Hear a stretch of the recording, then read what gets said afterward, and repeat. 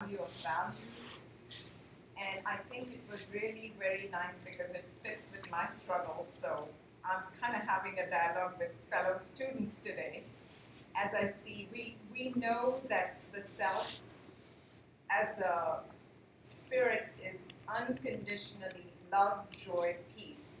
But when we realize that this is not being actualized, and we've been seekers, we are reading, and it's not as effortless as we see it with other learned people, then one begins to take a step back and re-examine why that's the case. Because the observer and the observant need to be disentangled, and that's easier said than done. We have noticed that in the past, we get so caught up that we are not able to disentangle ourselves from the situations, people, and present around us. And we were just talking at lunch where, it's autopilot and how, 3-4 minutes down the road, you get awareness that one is totally entangled. And having been studying this for a while, this begs the question why it doesn't register in a sustained, unconditional way, the reality as we know. And that is where I think the reshuffling of values, if you will, comes in. That not only do we need to have the values, but a constant reminder and a reshuffling. And how is that? So,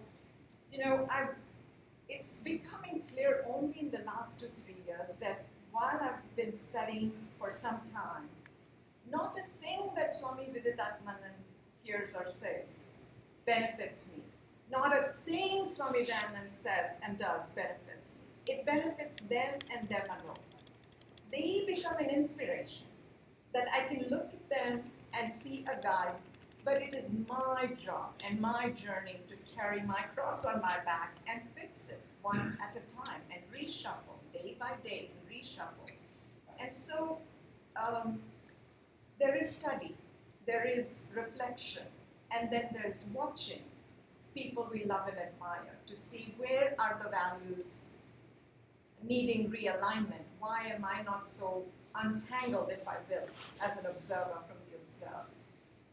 And that is where I feel that the rubber meets the road, more than reading of scriptures or talking to friends and colleagues. The rubber meets the road in the reflection and in the analysis.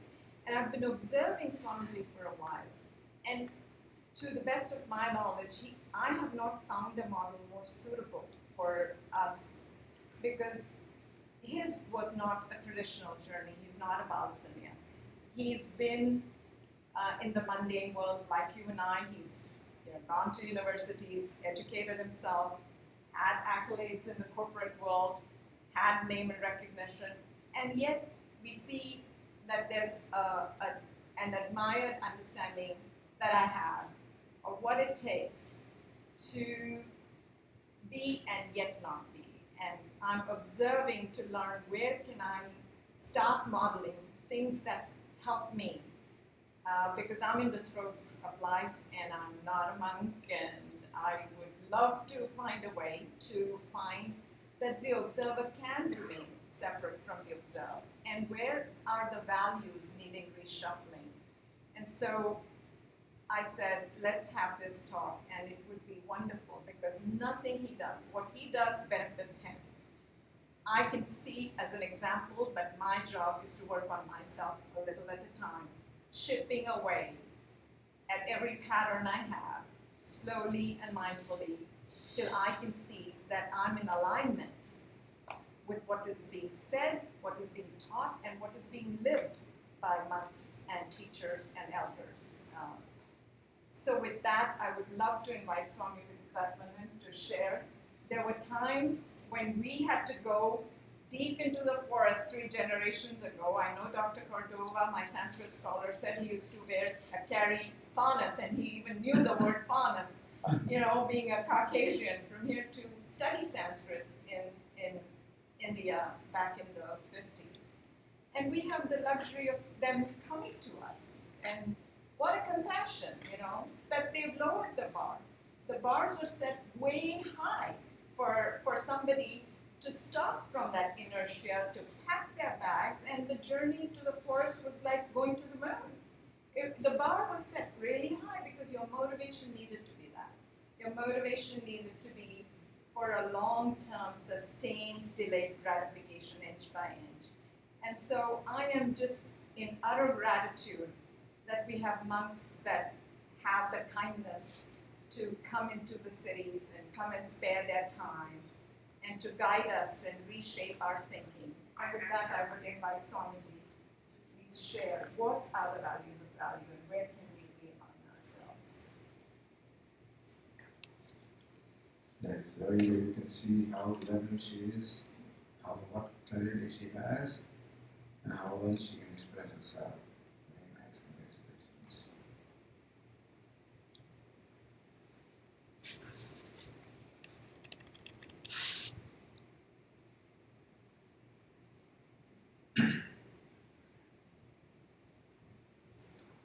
Om Sahana Vavatu Sahana Bhunaktu Sahaviriyam Karavai Tejasvinavati Tamastu Ma Vidvishavahai.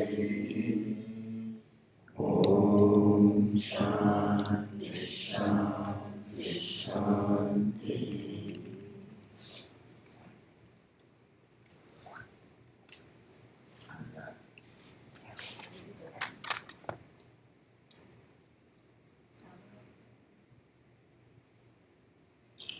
Value of values.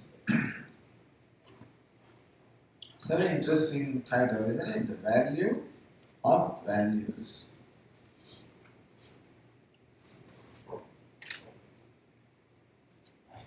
So the word value is used twice.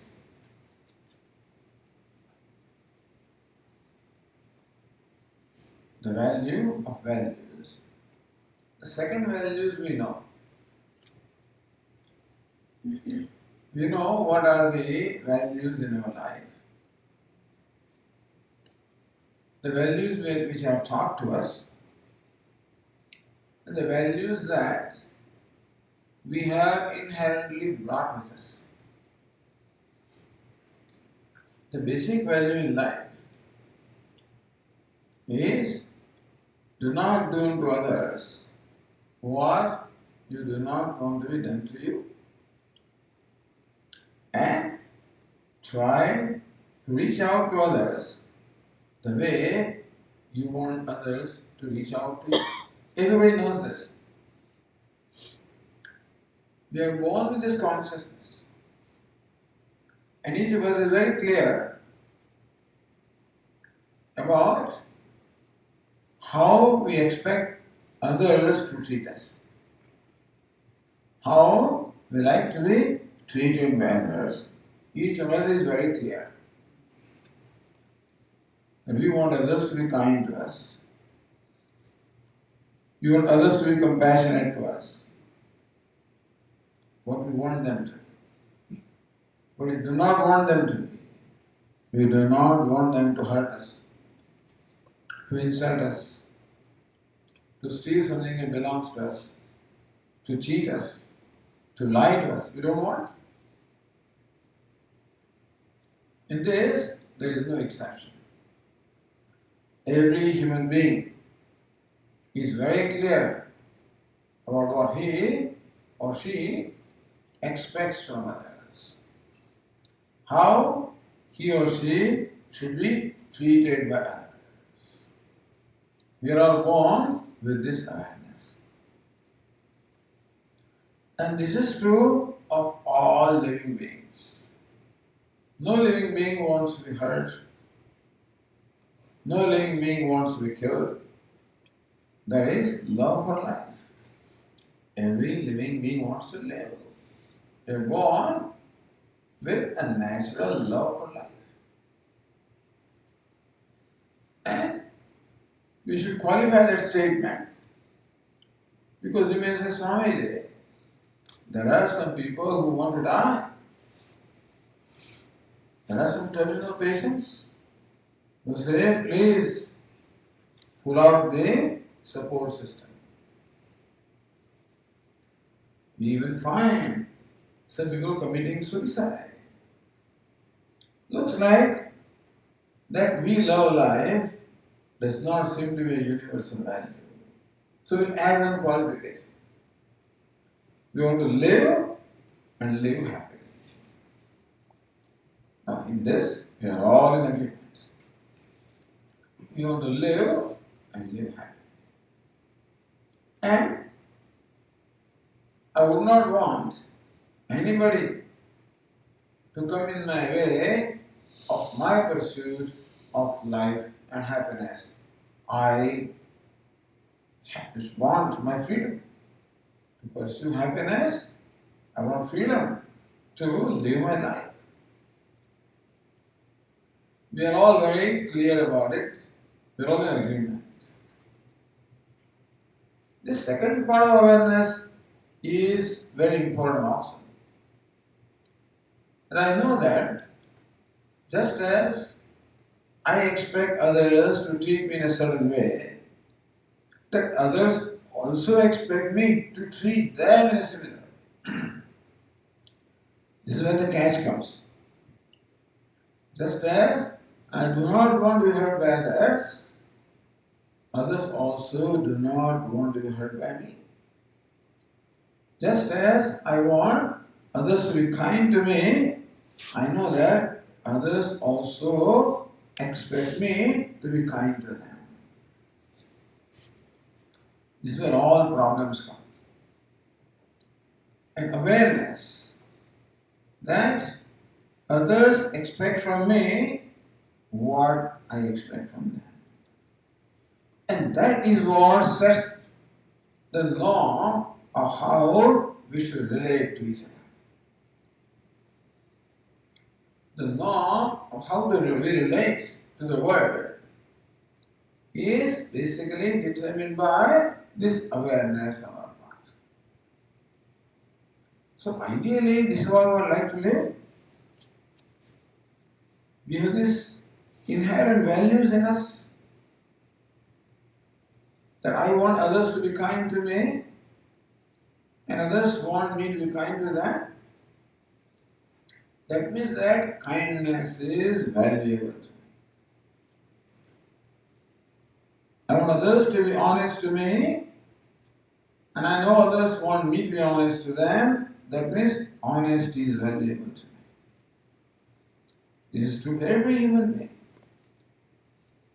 I do not want others to hurt me, others do not want me to hurt them, meaning non-violence is valuable to me, dear to me. So non-violence, kindness, truthfulness, honesty, charity, generosity, all of these are very valuable to me. I love them. How do you say I love them?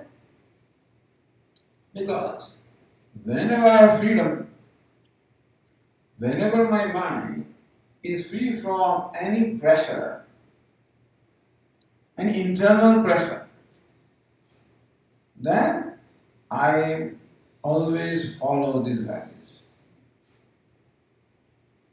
I love to be a kind person. I love to be an honest person. I love to be a truthful person.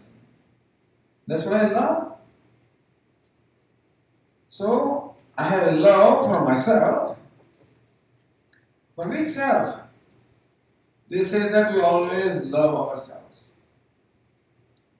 We never hate ourselves. Atma Sukamaya Sarvam Priyam Bhavati. Whatever in life is dear to me is dear because I am dear to myself. In that sense, I am the most valuable one in my life. But which I love myself also, and I find that I love kindness, compassion, non-violence, truthfulness. Therefore, we should qualify this statement. I love a kind self. I love myself, kind myself. honest self.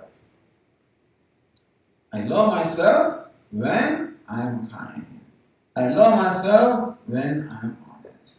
I love myself when I am truthful, non-violent, compassionate. Meaning that there are times that I do not love myself also. When is that? Whenever I find myself an angry person. When I find myself a cruel person. When I find myself a dishonest person. I do not like myself.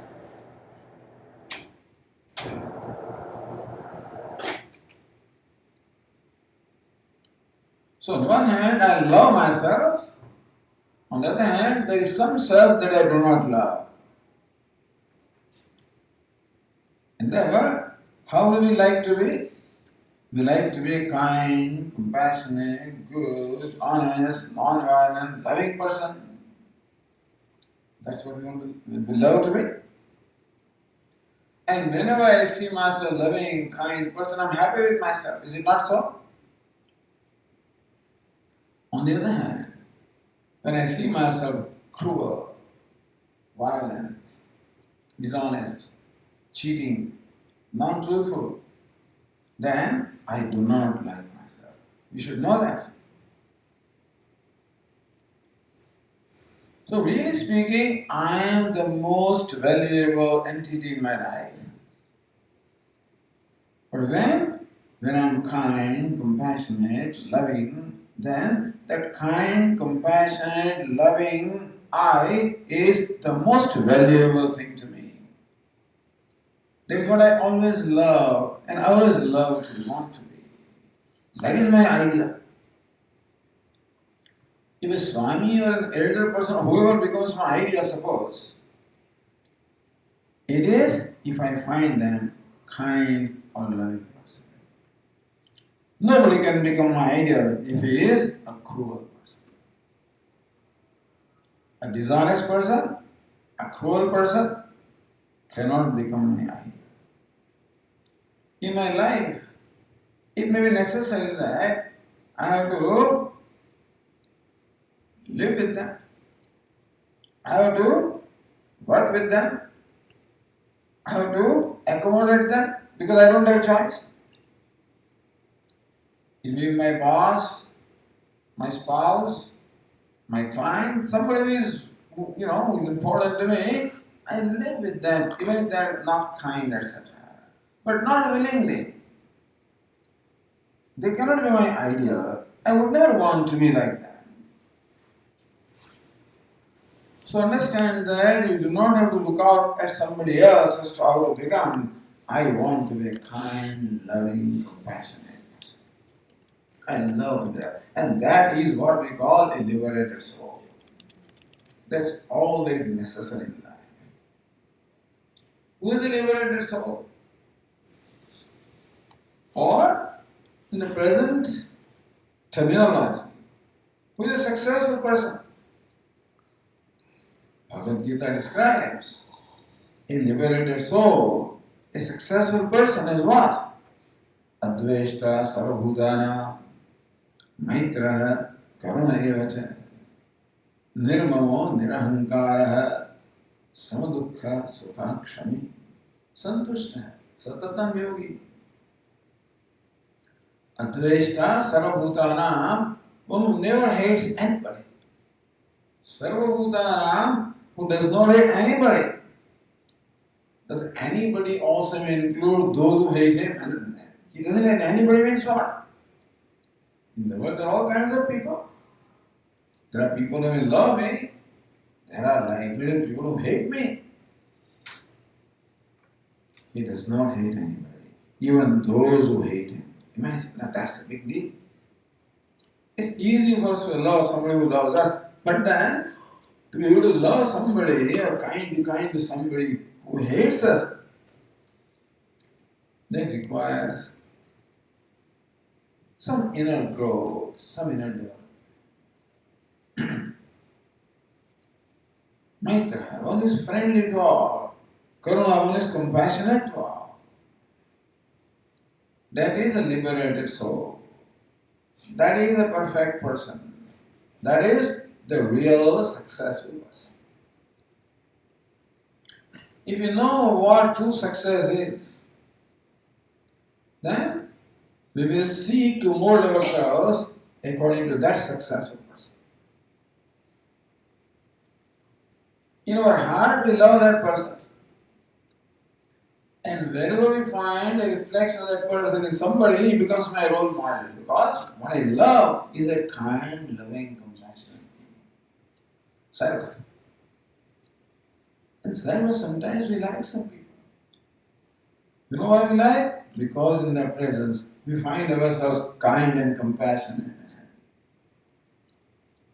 Those people somehow make us comfortable with ourselves. Why? Bringing out from ourselves a kind and good person. So I like that person because basically I like that kind and good self. And this person becomes instrumental in manifestation of that self. So one first thing that should be clear to us is what is the most valuable thing in my life? I am the most valuable, not just any I. The kind, compassionate, loving I is the most valuable thing in my life. And understand that the saving grace or the consolation is we are naturally that. That's why the Upanishad comes. Upanishad teaches us, when it says Tattvamasi, that thou art. You know what Upanishad means? You are already a kind, loving, beautiful person. That's nice to know, but I don't see myself to be like that. You mean kindness, love, compassion is my being, is my nature? Yes. That's what Upanishad says. But Swami, I see myself an angry person, sometimes a cruel person, not a very narrow-minded person, a selfish person. That's why I see myself to be more often than not. Meaning I have some perception of myself. And Upanishad or Vedanta or Vedas seem to have a different perception of myself. Who is right? So this is where the Shraddha comes. Shraddha means faith or trust. The Vedantic text describes Shraddha as Shastrasya Guruvakyasya Satya Buddhyavadharana, an implicit faith in the words of the scriptures and the teachers. An implicit faith in the words of the scriptures and the teacher. So word of the scripture is what? You are a kind, loving, beautiful person. That's their word. An implicit faith. Then because that is what the Vedas say, therefore I am a kind, loving, beautiful person. But then I find cruelty in me. I find selfishness in me. I find quite the opposite quality also. The thing is, we find both the qualities in us. When we look at ourselves, we do find ourselves kind, loving, now and then. When there is no inner pressure. When there is no inner pressure, but there is nothing inside me that pressurizes me to do something that I don't want. When I am free to do what I want to do, then I am a kind person. A loving person. There seems to be somebody inside who pressurizes me. And that question is voiced by Arjuna. Arjuna asks of Lord Krishna, Athakena prayotoyam papam charati purusha anichandra vivashnaya baradiva niyojita. Kene prayotoyam? Impelled by what? Compelled by what? Pressurized by what? I am Purusha Papam Charati. This person behaves in a sinful manner, then he becomes cruel. He behaves in a cruel manner. He behaves in a dishonest manner. He behaves in a self-centered manner. Why does he do that? Anichannapi, even though he doesn't want, even though he on his own wants to be a generous, charitable, kind, loving person, why does he behave in this manner? What makes him do that? Meaning that there is something inside us that pressurizes us to act in a manner which is quite contrary to the way we would really like to be. I like to be a kind, loving person, but there is something within me that pressurizes me to be a cruel person. Understand, very important thing to understand. That if I had my way, my freedom, I would have been a kind person. It's under pressure that I become a cruel person. Meaning under pressure I become helpless. So a cruel person is a helpless person. A dishonest person is a helpless person. A self-centered person is a helpless person. Can you believe that? A violent person is a helpless person. One who shoots is a helpless person. By this teaching of the scriptures. Don't tell me Swamiji. He gets an assault rifle and just shoots.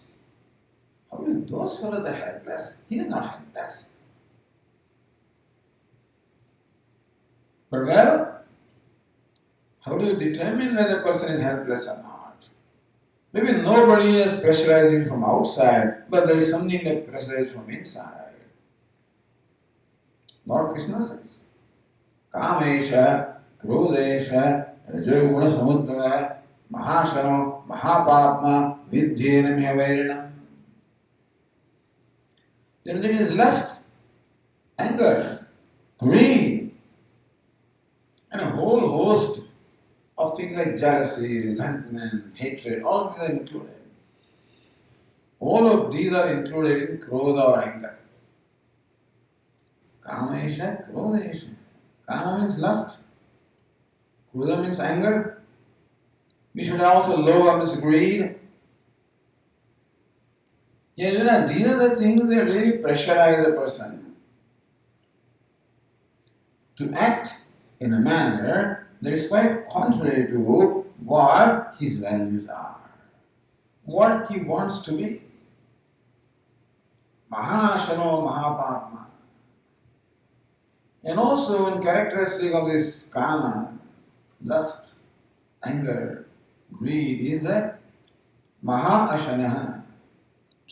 It is a glutton, meaning that its hunger cannot be satiated, regardless of how much you feed him, who can never be satiated.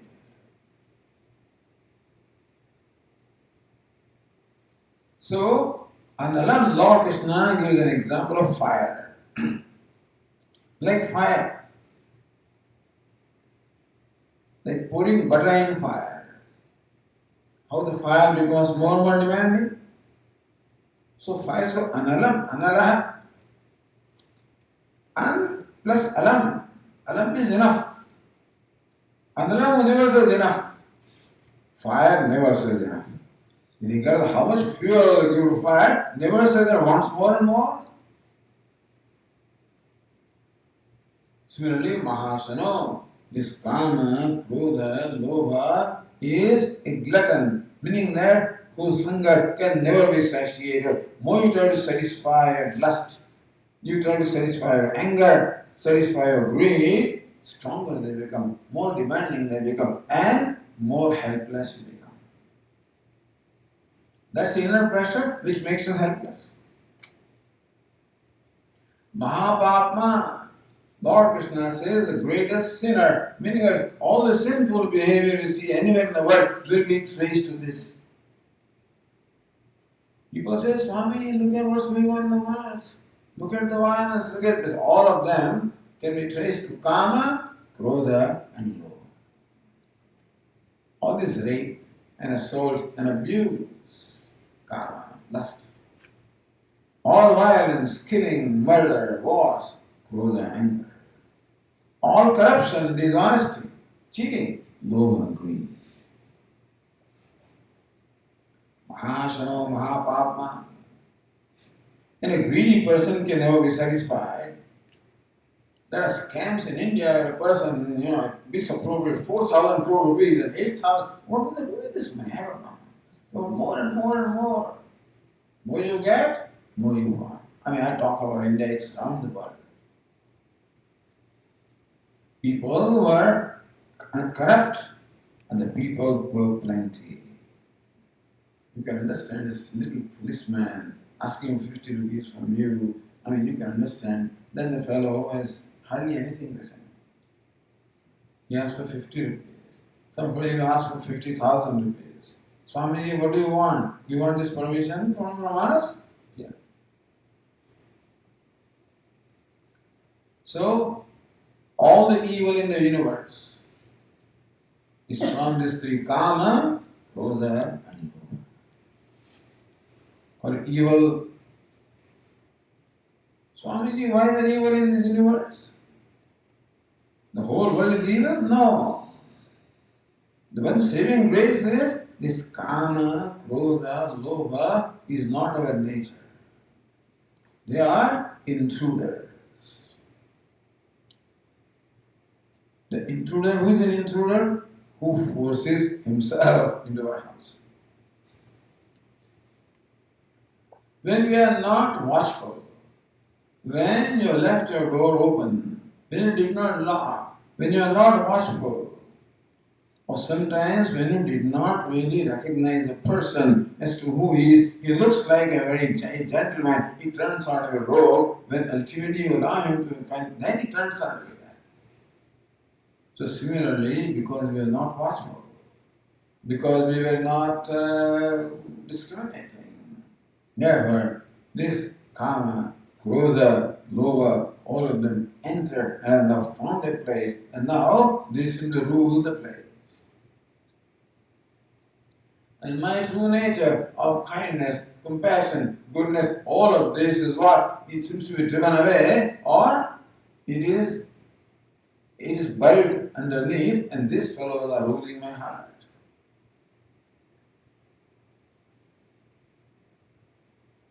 Therefore, as Ruchika said, how can you create the distance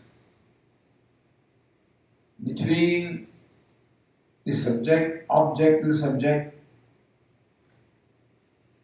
the seen and the seer, the self and the non-self?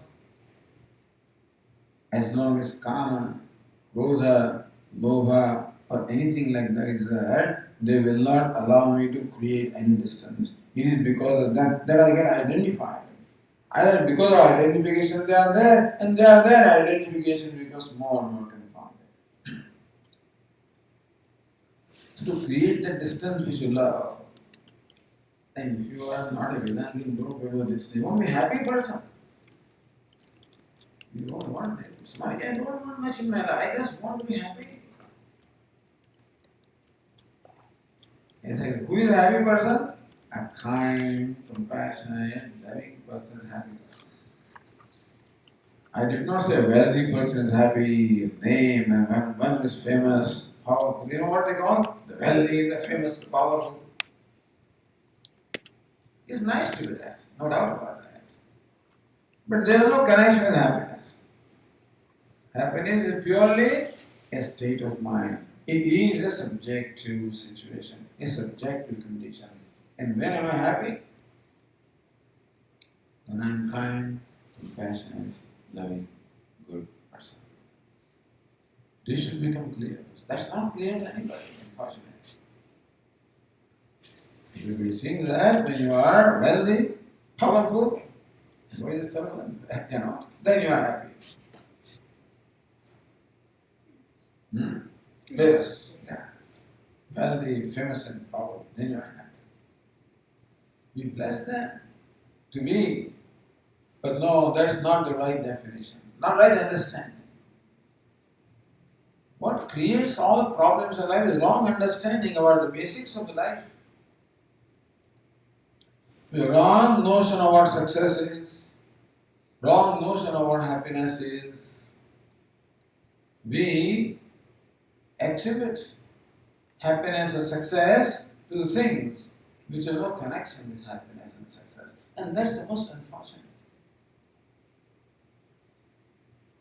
How we are so totally divorced from this teaching of scriptures. All scriptures teach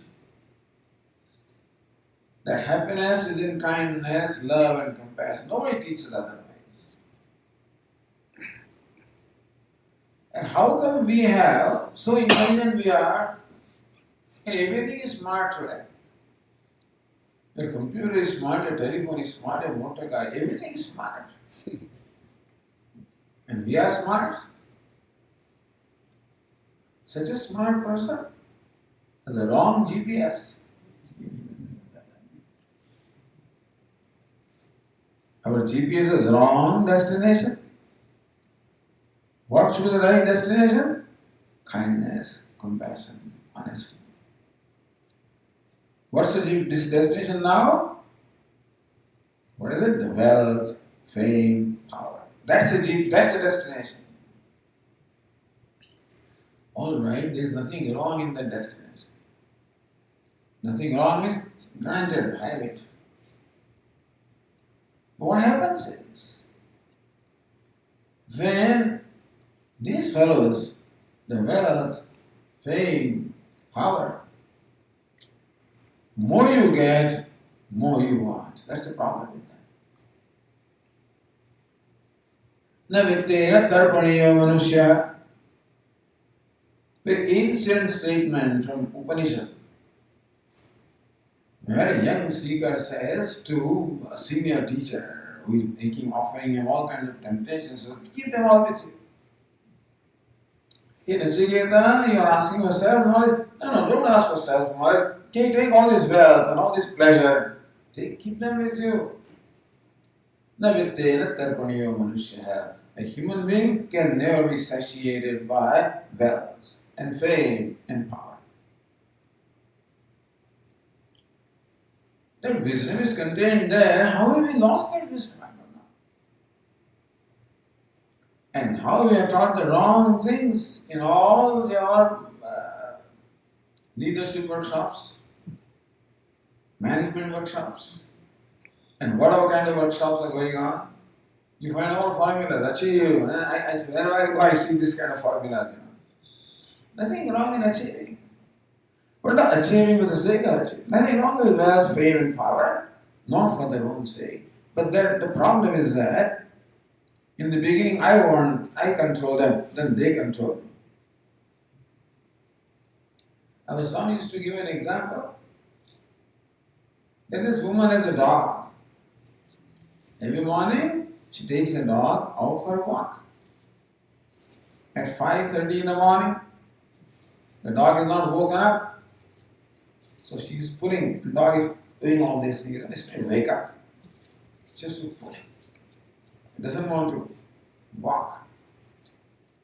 But what? 5-7 minutes. Then the dog wakes up. And he's all right. Gets his energy. And then he starts, and then he pulls her. In the beginning, I pull this wealth, fame, and power. Then a time comes when they pull me. Now that is a dangerous thing. As long as I pull them, as long as I control them, as long as I am not pressurized by them, so long they are a blessing. Once I become pressurized by them, they become a curse. So I am not saying that whoever has wealth, fame and power is an unhappy person. No, if that person is able to retain his freedom in spite of them, it's a blessing. So have it. But unfortunately, human being mostly is smart but not intelligent. He's not intelligent when it comes to the reality of life. Oh, he's intelligent when it comes to all science and technology. But when it comes to the reality of life, he's not intelligent. That the wealth, fame and power can be a blessing, provided I have with freedom in their blessing. If I become bound by them, then they are a burden to me. For most people, because people are not intelligent, therefore, for most people, this becomes a burden. And that is where the value of values comes. That we are born with this inherent or natural value that we love to be loving, kind, compassionate, good person. That is my basic love. That's basic value. But unfortunately, I'm born and raised in this society. And I find that society has also the other values. Now, as far as the kindness, love is concerned, nobody will teach me because I'm born with sensitivity of those values, and therefore I would want to be that anyway. But then, as I grow in this society, what do I find? Our Swami used to describe when I was a toddler. Toddlers have different kinds of habits. A stage comes when a toddler tears off anything that he sees. Sometimes they throw away everything. Sometimes they collect everything. Yeah? Sometimes they throw away and give all the toys to somebody. Sometimes he goes to a neighbor and picks up everything. Sometimes he tears away everything. So there are different phases they go through. And as a toddler, I was in a phase when I tear off anything that comes in my way. My mother was very watchful. She would watch me. And generally not object to what I was doing. Some piece of newspaper and stuff like that.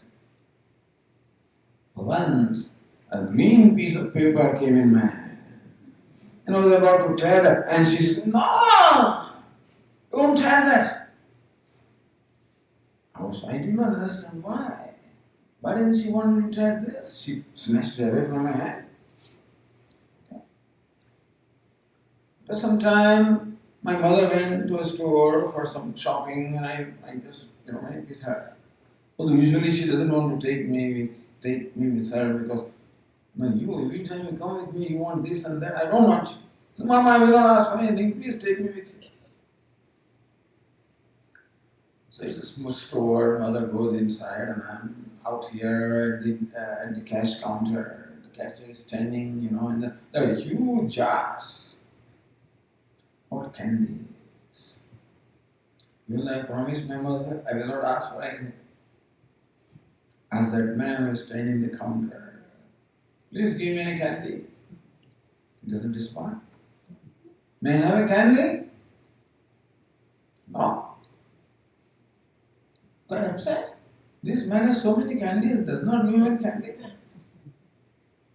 My mother came back from shopping. I said, "Mom, he doesn't give me candy." Then Mom produced a green piece of paper and gave him, and then that fellow gave the candy. "Oh, you can buy candy if you have a green piece of paper."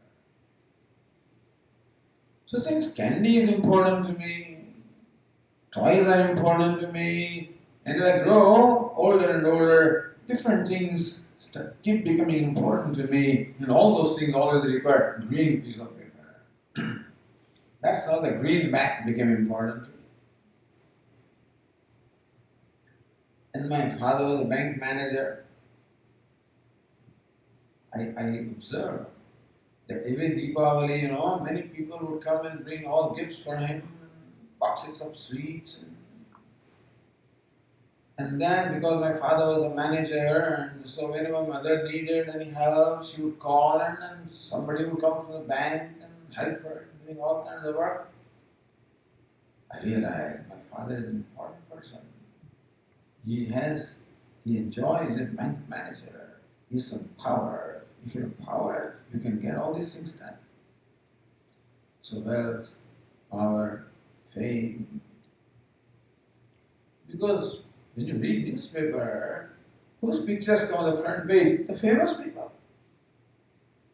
And who doesn't want to appear on the front page of newspaper? I would love it to be. Because everybody respects them, everybody honors them. They don't honor anybody who is unknown. So I want to be well known like them, healthy like them, I want to be powerful like that, because the world thinks that they are successful people. I want to be successful. So that is how the wealth, fame, power also become important to me. We can call them acquired values. So we have natural or inherent values and we have acquired values. These acquired values that create pressure in me. How? Now when comes a choice between, so whenever I'm about to do anything, both these values try to dominate me, control me, influence me.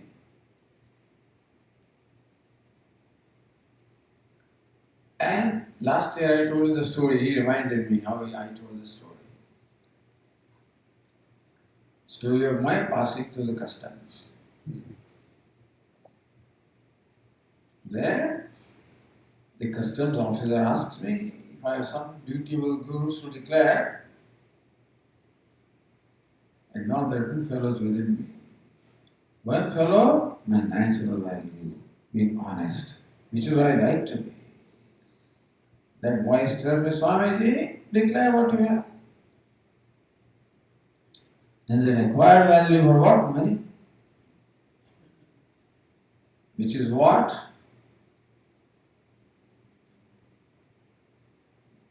Supports or nourishes or fattens or feeds my greed. So then that greed also raises its voice. Says, hey, what do you mean? Declare to him. 50,000 is not a small number. Say you don't have it. You are a Swami, he'll let you go. So this is called pressure. What's the pressure? The greed puts pressure on me. To what? Violate my value. So Arjuna says, what is it that pressurizes a human being to violate his values and go against his own values? This is greed, anger, lust, jealousy, competition. Meaning that we are given values today. In the system in which we live, the so-called market economy, the capitalistic system, the bottom line system, that values, what does it value? It values success. Success in terms of what? Wealth, fame, power. And never, what this system in fact invokes from me is my greed. You want more promotion? You want higher raise? You jump from one job to the other? I got Swamiji, I got a big raise, I got a big jump, I got this, that and whatnot. Now working 12 hours a day, 14 hours a day, because that's the reason you jump and then they will make sure that they extract the most out of you. And they keep you insecure also.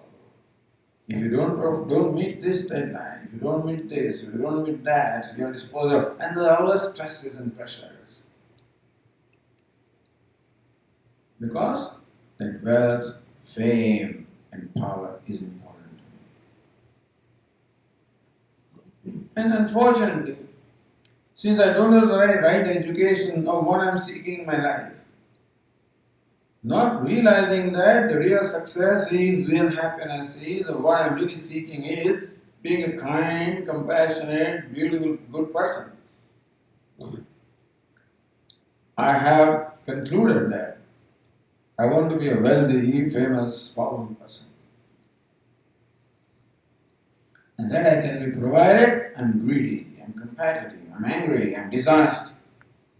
So up to a point I can remain honest and achieve those things, but a point comes when they start dragging me.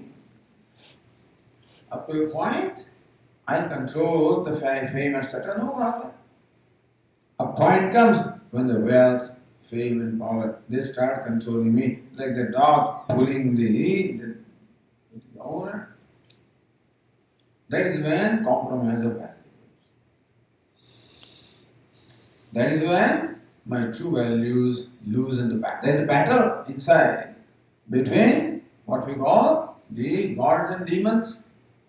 Meaning my kindness and compassion stands for the gods or the divine attributes, and this greed, etc., which are the demoniac. There is a fight between them, and more often than not, they win because they have a larger army. The Upanishad says, Dvayaha Prajapatyaha. This Prajapati has two kinds of progeny. Devaha Asuraha. The gods and demons are the two kinds of progeny that Prajapati, the creator, has. Of them, the demons are large in number and stronger. In the battle, more often than not, the Devatas lose the battle. They are driven away into exile. These are stories we always read in our Puranas. And battle goes on inside.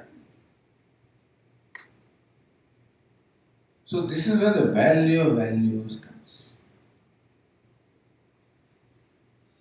What are the values? We know kindness, compassion, goodness, charity are the values. Why? Because they are valuable to me. That's what I like to be. But then how come I find myself compromising them, Swamiji? If you think that honesty is what I love, how can I find myself dishonest sometimes?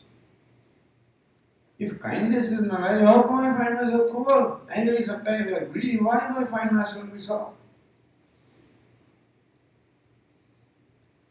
Why does a person behave in a dishonest manner? Why does a person lie? Why does a person cheat? Why does a person hurt? That is because he does not know the value of values. He does not know how valuable that kindness is, how valuable the honesty is, how valuable non-violence is. He doesn't know that. He has discovered the value for wealth, fame and power. That value is discovered because it is very evident in the whole world. Nobody will teach me that they are valuable. I have discovered them by my experience. Meaning that by my own experience, the wealth and fame and power are valuable to me because the whole world values them and therefore I also value them. But I do not know how kindness and compassion, if they are valuable or not, and therefore they are compromised. Not only that, but suppose you are kind, so what does you get out of that? If you suppose pay 50,000 rupees to that customs officer, then you come out, your friend asks you, Swami, did you pay duty? And he said, yes. They laugh at you. You're stupid. Meaning that even the world does not seem to value for kindness or something. So we will not recognize the value of true values, namely kindness and compassion. And that's what we need to recognize. If they become valuable to us, then alone we can practice them. And we will naturally choose that which is most valuable to me. And if wealth and fame and power are valuable to me, then they will always control me. They will always pressurize me, and they will always win. And my kindness and honesty will always lose. Meaning that I will progressively become unkind, dishonest person. And so, what happens when I become a cruel or dishonest person? I become an unhappy person. No, that is not understood. Human being does not recognize that it is his own mind that makes him unhappy. It is his own mind that can make him happy. His own mind makes him unhappy. Which mind makes him happy? A kind, compassionate, loving mind makes him happy. And a dishonest, cruel, angry mind makes him unhappy. That also we don't know. We think that the cause of my unhappiness is out there. You make me unhappy. That's what I think. The problem is, where does unhappiness come from? We've taken for granted that unhappiness comes from the world. Swami, my spouse, my boss,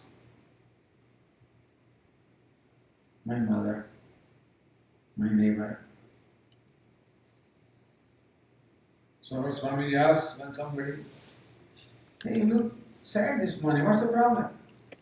Swamiji, I have not received a letter from my parents since last 3 months, so I'm sad. You are sad, what's your problem? Swamiji, I received a letter this morning.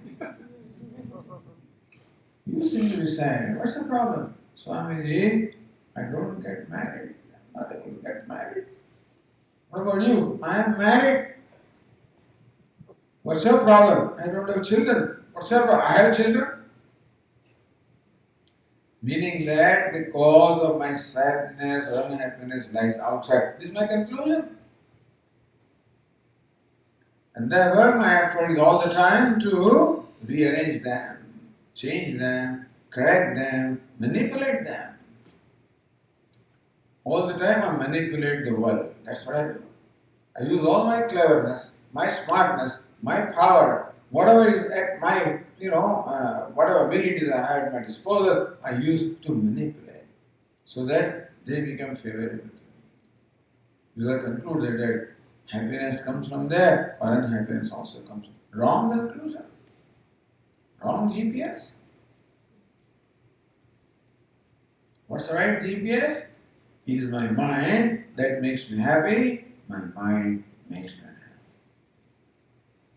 Which mind makes me unhappy? An unkind, a self-centered, an uncharitable, non-accommodative mind makes me unhappy.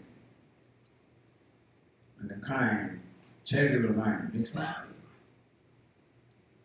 So if I want happiness and success, then I should be working for that mind. Now, what Swami is success is in wealth and name and fame. Well, how do we say that?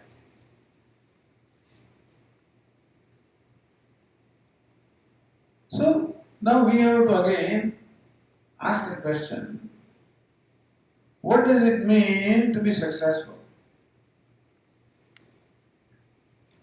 When do you feel that you are successful? Don't see, we always look at the world to determine whether I am successful or not. We should look at ourselves. Whether my mind tells me I am successful or not.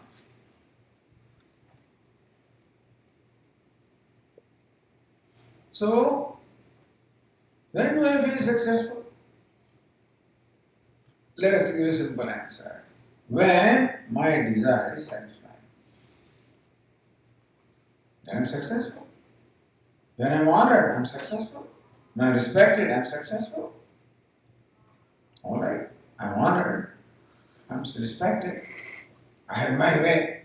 That's called desire, my expectation, my demands, desire satisfied, I am successful. I can have my way, my sway. Okay? So suppose that happens to you. When you feel successful, what happens in your mind?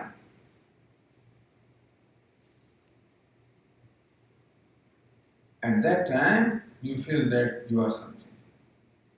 You feel that you are worthy. You feel that you are. So, there is a momentarily a self-acceptance. When I have my way, when you do what I want you to do, then I feel I must be alright. Because you do what I want you to do. When you respect me, I think I must be alright. When you honor me, I think I must be alright. So when do I feel successful? When I find that I'm alright in my own perception. When I find I'm alright in my perception, not in your perception. Even the whole world tells me that Swamiji, you are a wonderful person. I know he doesn't know what I am. Very often we say. Oh, you don't know what I am. Otherwise you won't say this. So, what matters ultimately is what? My approval of myself, not somebody else's approval. Although unfortunately, since I do not approve of myself normally, I am seeking approval from others, and thereby I work hard and kill myself to get your approval. So when you approve of me, I feel that I must be approvable. And that is how I approve myself. So what is success? When I approve myself. Otherwise, when people are, so famous, with bills, why should a person commit suicide? Oh, whether he did or I do not know. What I'm saying is life is miserable. You know what amount of pain and misery the person was suffering, what kind of drugs and things he was taking, and with overdose of drugs, or I don't know what it is. But the thing is, all of this shows when a person is addicted. When a person he is helpless, is it not so? How can a helpless person be considered a happy person? Now, I don't want to make an issue with these people, I'm just giving an example that we find many famous people committing suicide and stuff like that. What does it mean? What must be the frame of mind inside? Does he think that he is a successful person? Does he think he is a happy person? A happy person would never commit suicide because I want to live and live happily. If I am living happily, I would never want to die. That I want to die means what? I am not happy. I don't see myself happy. So without any inquiry or without any research or investigation, we've taken for granted that the criteria for success or happiness are out there in terms of the fame and power and wealth and respect and whatever.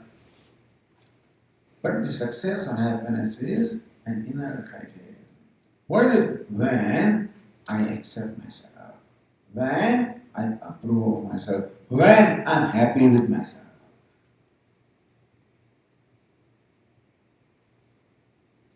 So that all that I want in my life.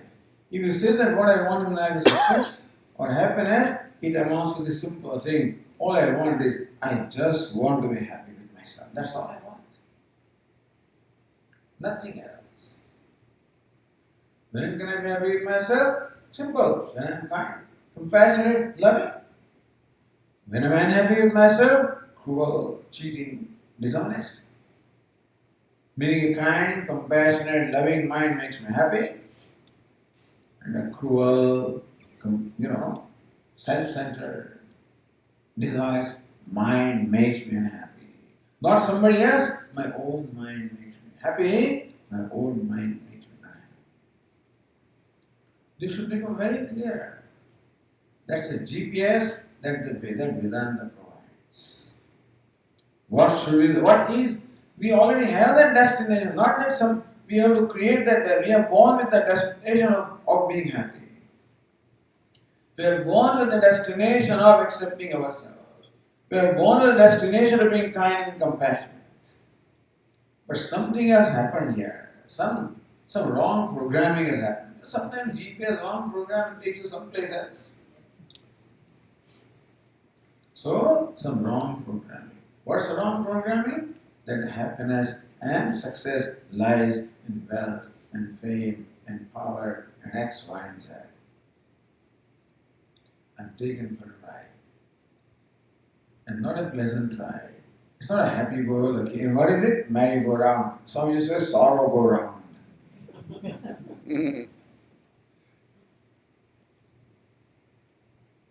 How come these smart and intelligent people never think that am I a happy person or never stops to think or what?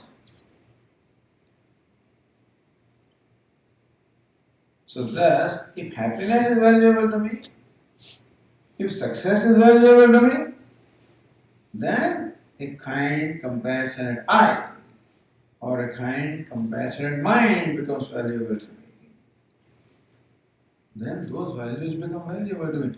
Then if I understand then what is smartness? To choose that is valuable and let go what is not valuable. So this is where the choice comes. That is where the uniqueness of a human being comes. The human being has been gifted or privileged to have what we call a free will, the freedom of making choices. And Vedanta gives the right GPS. What is it? What choice to make? We have the faculty or freedom to make the choices, and we should make intelligent, smart choices, intelligent choices. So now when it comes a choice between honesty on one hand and money on the other hand, I should know very well that honesty means happiness, means self-acceptance, being comfortable with myself, being happy with myself. I will choose that and let go that money. But that's not easy, it's not easy. That's not easy. Why? Because I'm being controlled by them. In order therefore to choose a value and let go of those temptations is a difficult thing. Because right now they are controlling me. And therefore I have to make a strong effort to extricate myself from their control. Difficult in the beginning, but as I keep on doing, becomes less and less difficult. But the difficult thing also I'll be willing to do, provided I'm clear that this is the right choice. More the clarity is, so the clarity is very important. More the clarity is, more clear about value of values, more strength I will have to make the right choice, because that clarity will give me inner strength. Swami, what you are doing is right, don't worry. You are not clear, then both of them have sway over me, and very often the dishonest fellow wins.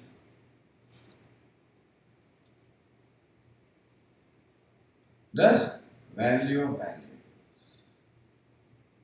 These values are most valuable to me because they represent myself. Don't think that kindness is different from me, that is I. As we told you, Upanishad teaches Tatvamasi, that thou art, meaning what? You are inherently a kind, loving, good, beautiful person. That's what you are. And that's why we love that. Because love for ourselves is natural. So we love those values. And therefore, if I had no pressure, it's not that I am a dishonest person, not always dishonest. He's honest 90% times or 99% times. Because there is no pressure. When the pressure comes, then person becomes dishonest. Meaning when he becomes helpless. Understand that this dishonesty or greed or violence, all of these are signs of helplessness and not signs of strength. We think that the person who shoots is a strong person. Not at all. He is a helpless person. And that is why Mahatma Gandhi, he said the only way you can get freedom is by becoming free from within yourself, by becoming really strong people and by following these values, correct values. His life went in teaching this. This freedom was a secondary thing for him. The true freedom can come only when you become free from within yourself. Indians are slaves because they are slaves of their greed and anger, stuff like that. That's why the people enslave you. First become free from within yourself. And what freedom are created in people? The people were willing to give their life for the sake of a cause which they had. He gave them a cause, freedom. And when that became valuable, even the life also people gave their life. Thousands of people died or killed and thousands of mutilated, hurt, they're injured and mutilated for the whole of their life. They're in prison, and in prison, those fellows were so cruel. I should not utter the names, they're very cruel people. Those who ruled India, very cunning, very cruel. In their wheat flour or something from which they make chapati, they would mix cement in that, and stuff like that. That ruined the stomach of these people, they were for the whole life, they're miserable. But they went to it. What I'm saying is how a commitment to the value gives us the inner strength to be able to confront any situation. The question was, Swami, what's the difference between the fear and courage? The courage comes like this. Not just showing something, outwardly, but discovering the strength within ourselves. The real courage comes, the real weight of our self-esteem. Talking about the leadership. When does self-esteem come? When I accept myself, when I approve of myself, then the self-esteem comes. Otherwise, I don't have a self-esteem. None of these fellows, they don't have self-esteem. I can guarantee.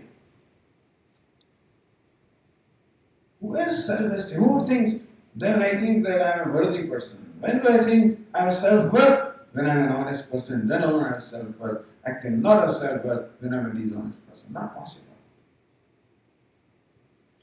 So to discover self-esteem, self-worth, which are required for leadership, for success in life. So don't think that these people are not only successful materially, they will be successful materially also. So who is a successful person? Who is a good leader? Who is a good leader? Who can lead? Who can make right decisions? Who can make right choices? When can you make right decisions? When you are in your right mind, not otherwise. Is it not so?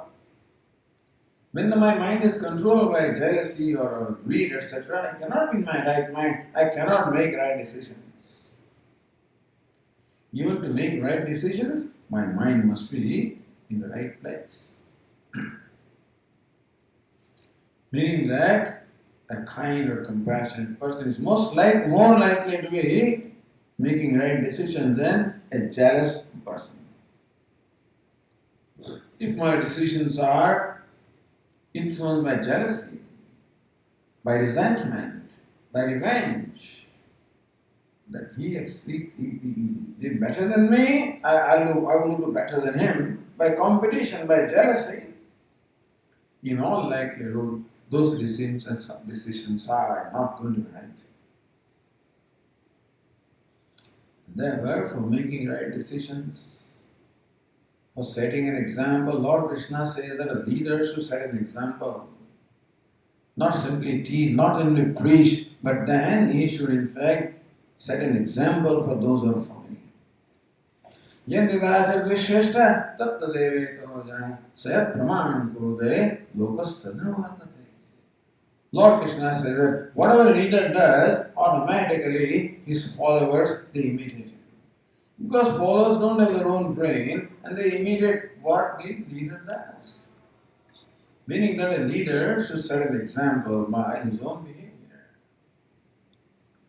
So don't think that these kind of people are not successful, they are successful. Maybe it may take a little longer time than others, but ultimately we have everywhere in all the countries. There are honest business people, honest leaders, there are. And they are the people who are really respected by the society. We may, because of our need, we may respect outwardly somebody who is in power, but inwardly we respect a person who is only a kind and compassionate person. Inwardly we don't respect those persons who are dishonest. We may accommodate them, we may live with them, we may do whatever, because we are helpless. But otherwise, so if I am the most valuable to me, if I want to live happily, then a living happily person is most important to me.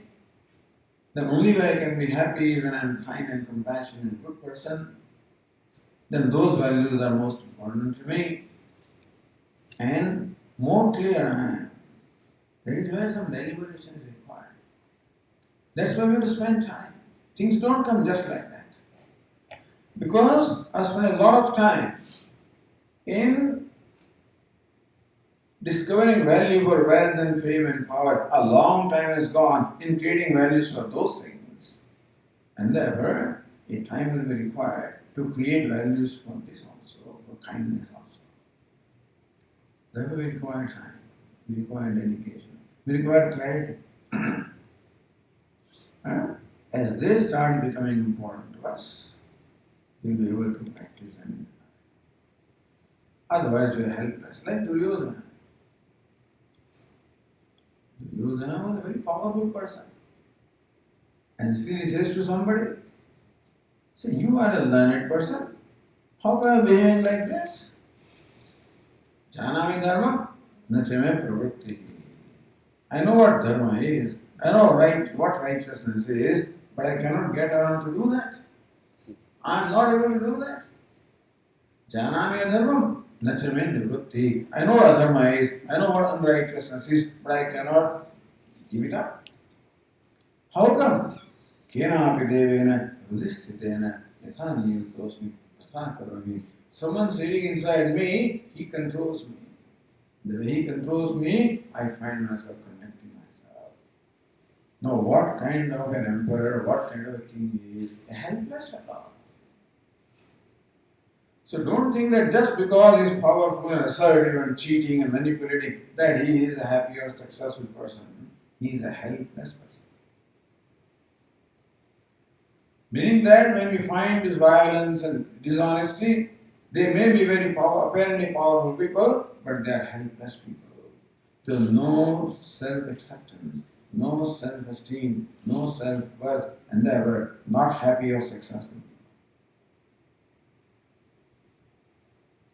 So when we understand this whole thing, the realities of life and ourselves, then the values become valuable. Then only we will be able to overcome our temptations. Those temptations are there.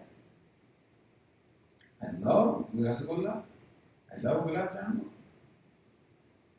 In the last blood report, doctor said, Swami, you have enough sugar within yourself, you have enough sweet in there. No, stop sweet outside. And you know, when Swamis are invited Bhiksha, they always have these sweets. And not only one, several kinds of sweets. My old temptations always want to control me. And they also say, Swami, it doesn't matter. You don't eat every day. You come to our home once in a while. So one gulab jamun is okay.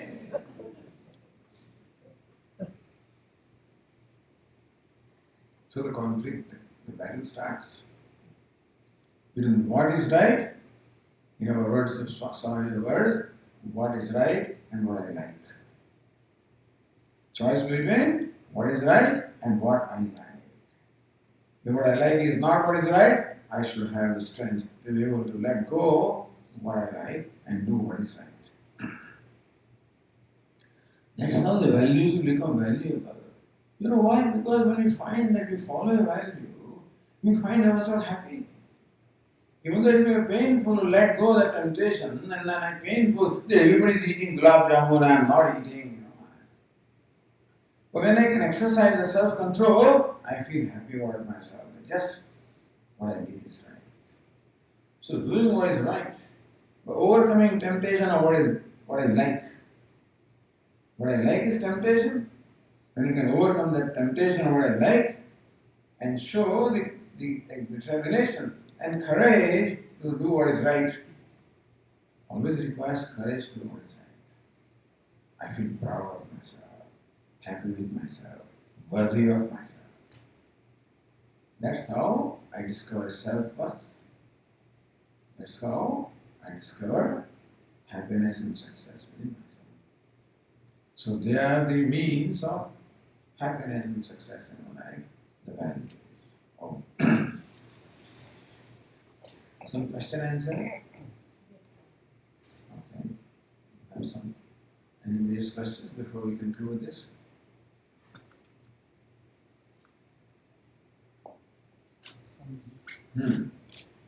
What about insecurity? You talked about greed. Ah. What about insecurity? What about insecurity? Yeah, but that's it. Insecurity is also a situation in life. But sometimes, not always, but very often, we have created in our mind a picture of what security is. We have in our mind created a picture of what security is. That to have $1 million in my account is security. Well, this kind of a house is security. This is security. Meaning that I have a certain picture of security. When that is threatened, then I feel insecure. But otherwise, if I ask myself, Isn't it the same as fear? insecurity, fear. So, if I really probe into what it is that I need, what it is I can do with, perhaps our picture of security may change. Our Swami used to tell us the story of this old man. He's a very wealthy person. Come to Swami and Swami, I have everything. Big businessman. I can't sleep at night. I'm always insecure, fearful. Swami just do this for 41 days. No, this is a magic number, 41 days. Say, do you know cooking? I know cooking because I became this from poverty. So yes, I can cook myself. So do one thing. For next 41 days, you cook your own food. And make sure that you eat whatever you cook. So that then you do your own shopping. You do your own cleaning. For next 41 days, do that. No, I hear a lot of reverence for Swami. Who will want to do this? But he said, okay, I'll do Swami. He said, I'll do it. He did not require 41 days for him. It required 10 days, then he comes back to Swami. He says, Swami, I'm all right. I discovered what I need. I need 2 chapatis, little rice, this sabji, that's all I need. What am I worried about? So, a lot of how we have created our own mind, what will happen to me. So, this mind, what will happen if I lose my job? What will happen? Find out. What will happen? Lose my job. Oh, Swamiji, lose my job. What will people tell me? Let them say what they want to say. Yeah, what my family will, let them say. No, you lose my job, I can't afford this apartment. Okay, take another one. I can't have this car, take another one. I can't do this, alright. You find that when you really confront that so-called insecurity, you find that you can deal with it. We just don't confront that fear. And we are just afraid of the fear. There can be, I'm not saying that insecurity is always like that. Very often insecurity is like this. There may be real insecurity, in which case you have to seek help. Right? Swamiji, I am threatened for my life, you have to seek help. Or there can be a problem, there is nothing with me, Swamiji, what will I do? Well, okay, you may need help. And help ultimately seek help from Lord. But very often we do not confront, and that is why there is fear as to what will happen. You get married, parents tell them, what will happen to you? Who will take care of you? My son doesn't get married, who will take care of him? So how do you know that he will take care of her, she will take care of him, or he will take care of her? Who knows? Who has to take care of whom? You get married because somebody will take care of you, have a servant, have somebody to take care of you. Who will take? What will happen when I grow old? Who knows? Prepare yourself for that when you are young. You are concerned about something that may be genuine concern, then all right, address it. So, insecurity also, when we confront it, perhaps in many cases, not in all cases, you may be able to handle it. And not that you actually things will happen, but sometimes you take the worst case scenario, suppose you do that, and then you know that you can deal with it, then you are assured. Then you can go on. And pray, of course, seek help. Pray to Lord, I feel insecure, please help me. Hanuman Chalisa, do something, that gives you a little strength inside. Yes, we do require that. Then prayer, seeking help from Ishvara, all of that stuff should be included in our daily routine, no doubt about that. We can't be proud that I can do everything for myself, not at all. There should be humility in that one. Yes, we should seek help also. So prayer should also become a daily routine in our life, should be included in our daily routine. Yes. Okay. Can you tell a little bit about temporary happiness and permanent happiness? Temporary happiness and permanent happiness. Happiness is happiness. So what is temporary and what is permanent? Sometimes in a small lake or a pond of water, there is clear, cool water, but sometimes covered by moss, that green thing. So you want to drink water, you remove that moss, drink water, it comes back. Or the sun is shining in the sky, covered by the clouds, and then the clouds move away, and you have a glimpse of the sun, and the clouds come back, and the sun again is lost. So temporary shining is a glimpse of the sun. Permanent shining is when the sun is shining, so permanently shining. So what is this temporary shining? Is in something that covers the sun, moves away and gives us a glimpse of the sun. So temporary happiness is when the effort in our life is to keep on removing those clouds. And they come back and come back. Or do something so that the clouds are removed forever. Happiness is only one. Light is only one. And that is sunlight. We call it temporary light when there is clarity, when the clouds come back. So suppose something we do, otherwise clouds do not come back, then you have the permanent light. Similarly, the sun of happiness, our sun is always shining. There are clouds of this, all this stuff that we told you, some cruelty and all of them reduced to kama, krodha, lobha, raga, dvesha, attachment, aversion. So that's a cloud. So whenever our mind is overcome by attachment, aversion, or kama, or krodha, or lobha, that time we feel unhappy. But anger means unhappiness. There is no separate unhappiness. Jealousy means unhappiness. And what happens? Momentarily, when my anger is satisfied, then there is a glimpse of happiness. But then stupid anger comes back. My desire is satisfied, momentary happiness, desire comes back. So permanent happiness can come when we can drive those fellows out. Following values, of course, one of the very important things. Right attitudes and values, by which we can slowly drive away those inner enemies and slowly move towards the permanent happiness. Because that's our nature. Otherwise, nothing can be permanent. As long as something is out there, or if happiness comes from out there, it can never be permanent. Because what is out there can be conducive only for a while. But since happiness is my nature, it can be permanent when those inhibiting factors are removed.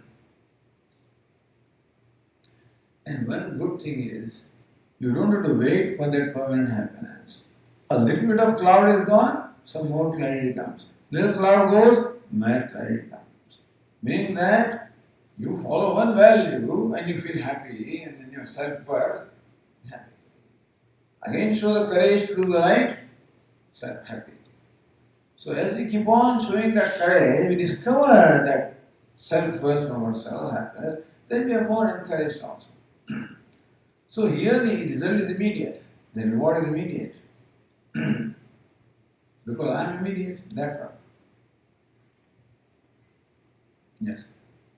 Those three basic values mentioned, kindness, compassion, and love. Say, I am not able to hear you. Those three basic values Huh?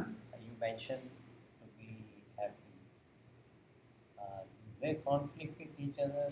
Have they ever, are those three separate values and they conflict, or they are the same? Even value? being kind, or compassionate, or loving, or good, they don't conflict with each other. They are different names of the same value. Okay, You know what's the basic value? I, the self is a basic value. And so kindness, etc. are all named for Atma. same. So it conflicts with the other values. Yes, exactly. Yes. So, when we have some inherent values which are happiness and compassion and love, and then we acquire values, one bigger unconscious or a bigger, just like a sleeping mind. And once we become really conscious, then we have to choose the pure values.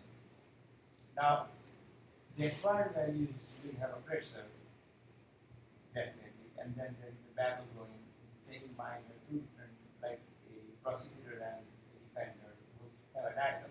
No, like Devatas and Asuras, Right. the gods and demons.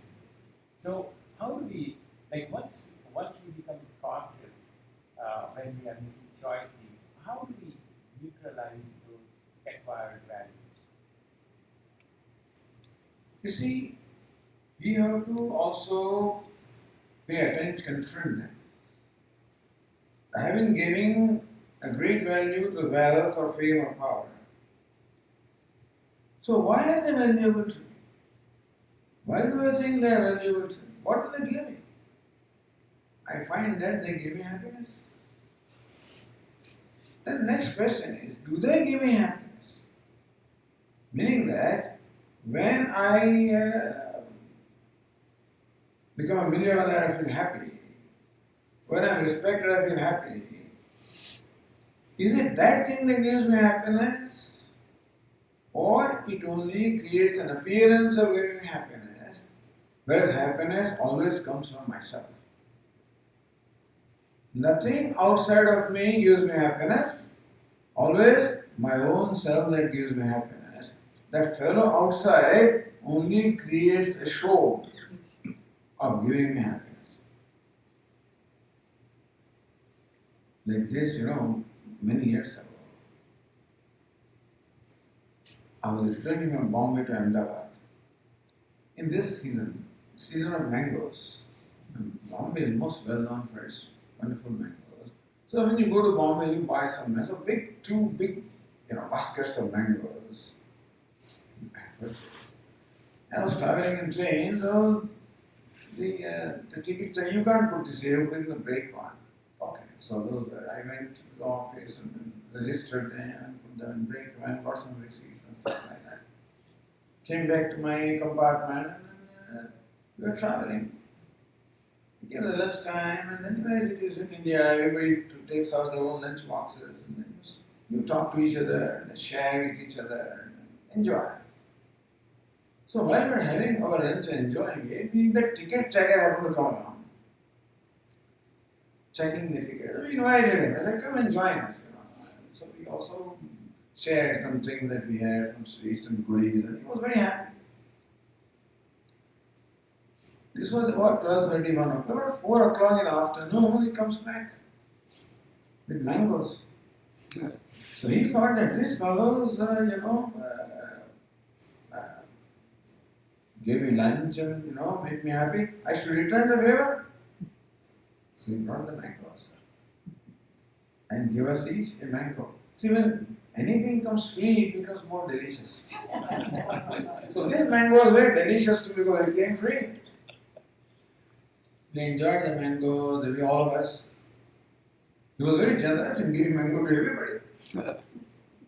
Then came Ahmedabad station, I went to railway authority with my thing and then to collect. I collected the baskets all right without mangoes.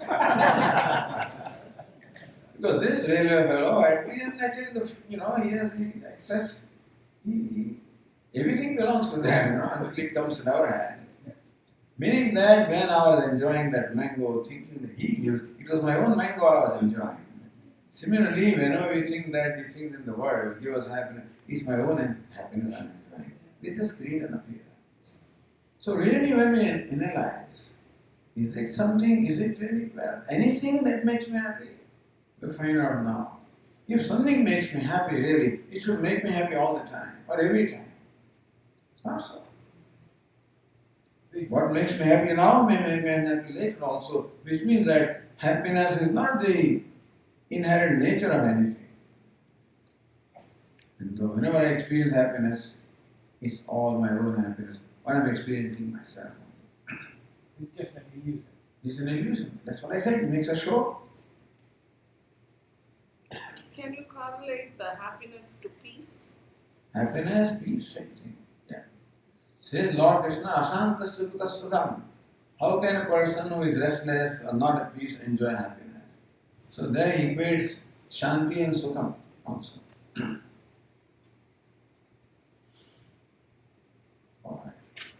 Om Purnamada Purnamidam Purnaha Purnamudachyate Purnasya Purnamadaya Purnameva Vasishyate Om Shanti Shanti Shanti Hari Om Sri Guru